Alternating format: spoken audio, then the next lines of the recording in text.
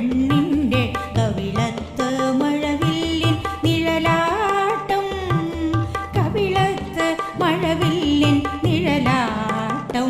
ഇന്ന് കടവത്ത് തോണിയടുത്തപ്പോൾ പെണ്ണി